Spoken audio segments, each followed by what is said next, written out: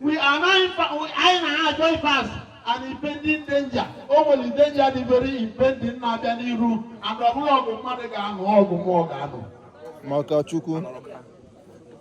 Without anyone, if you was all more banging and more banging on Udo, or God will give Messianic. Makachuku. Ona Batako. So, the Ivana, you waiting and can do book and no Kuno Malu. Makachuku. Na Uka, Waruane. Makachuku. Wetalu, Nyasa, Nanibo. I'm saying it without apology. Na Africa. Even Africa as a whole. Oh, well, I'll come to you back. Research I email. I went from America to Africa. The British get out 25 countries. The French get out 23 countries. The Arab get out 13 countries. And the Portuguese get out about 6 countries. Take to Africa. Even Kennedy by this year weekend. This what I go over in Africa, who's on the Burkina Faso, the Mali, and the Niger. Oh, how could they go to go over? Now, I can't walk. I go to my name.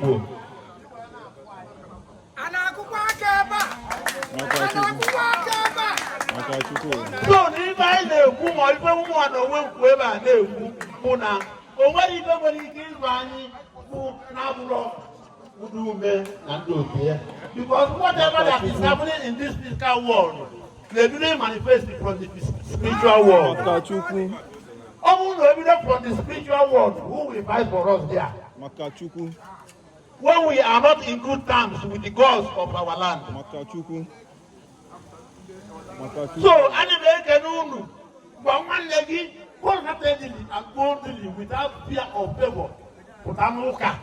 No cabres with Makachuku. Ajife, no Ajife. Oh, Kabuajife. I don't know what you before.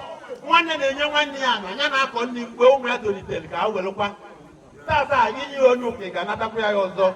Come on, working in here.